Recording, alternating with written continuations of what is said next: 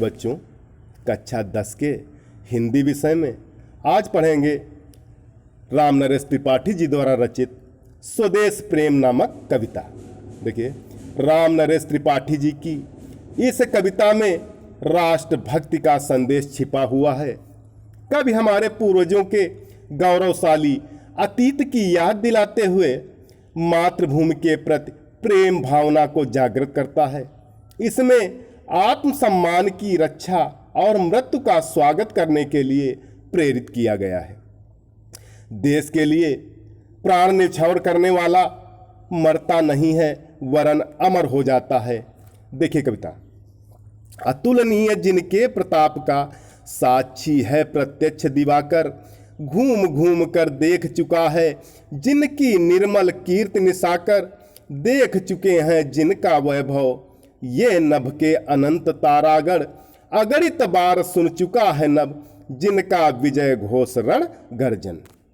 Meaning देख लीजिए, अतुलनीय जिनकी तुलना न की जा सके या बेजोड़, रण गर्जन युद्ध की गर्जना।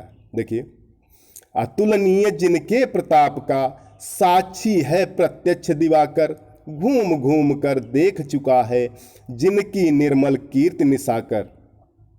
त्रिपाठी जी कहते हैं कि हमें उन पूर्वजों का स्मरण करना चाहिए।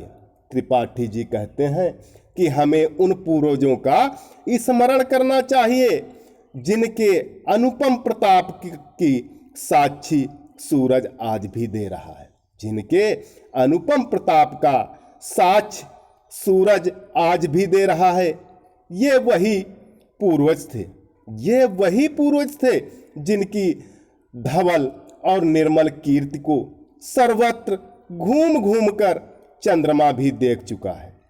ये वही पूर्वज थे जिनकी धवल और निर्मल कीर्ति को सर्वत्र घूम घूम कर चंद्रमा भी देख चुका है। आगे देखिए, देख चुके हैं जिनका वैभव ये नभ के अनंत तारागढ़। हमारे पूर्वज ऐसे थे जिनके ऐश्वर्य को तारों का अनंत समूह बहुत पहले देख चुका था। हमारे पूर्वज ऐसे थे जिनके ऐश्वर्य को तारों का अनंत समूह बहुत पहले देख चुका था। अगणित बार सुन चुका है नभ जिनका विजय घोष रण गर्जन।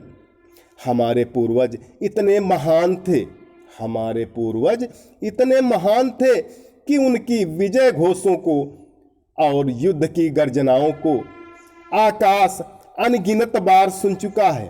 हमारे पूर्वज इतने महान थे कि उनकी विजय घोषों और युद्ध की गर्जनाओं को आकाश अनगिनत बार सुन चुका है। अर्थात हमारा पवित्र चरित्र, पूर्वजों का प्रताप, यश, वैभव, युद्ध कौशल सब कुछ अभूतपूर्व था। अर्थात हमारा पवित्र चरित्र, पूर्वजों का प्रताप, यश, वैभव और युद्ध कौशल सब कुछ अभूतपूर्व था।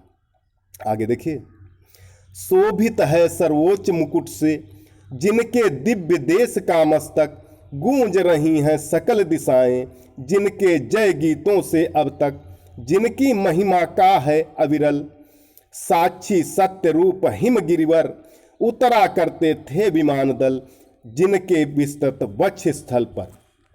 मीनिंग देखिए, अविरल माने निरंतर, वक्ष स्थल माने छाती। शोभित है सर्वोच्च मुकुट से जिनके दिव्य देश का मस्तक। राम नरेश त्रिपाठी जी कहते हैं कि हमारा देश भारत हमारे चिरस्मरणीय पूर्वजों का देश है। त्रिपाठी जी कहते हैं कि हमारा देश भारत हमारे चिरस्मरणीय पूर्वजों का देश है।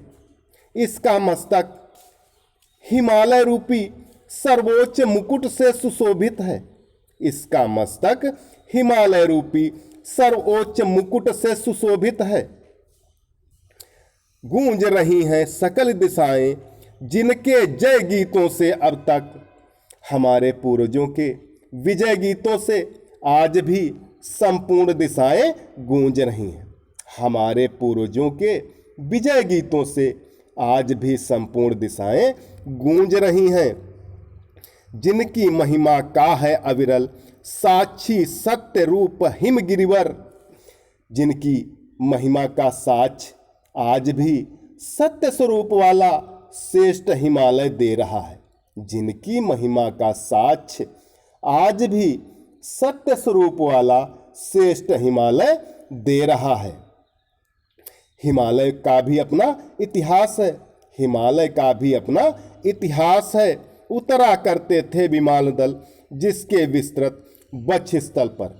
इसके विशाल वक्षस्थल अर्थात छाती पर विभिन्न लोकों के विमान समूह बना बनाकर उतरा करते थे।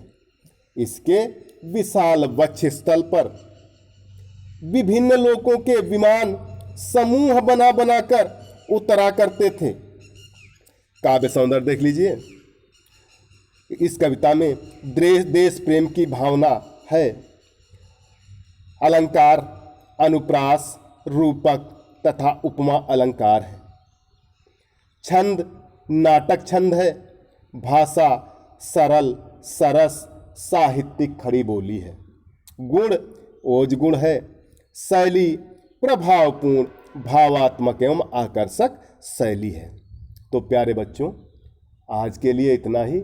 सभी बच्चे इसकी ससंदर्भ सहित व्याख्या लिखकर ग्रुप पर डालें।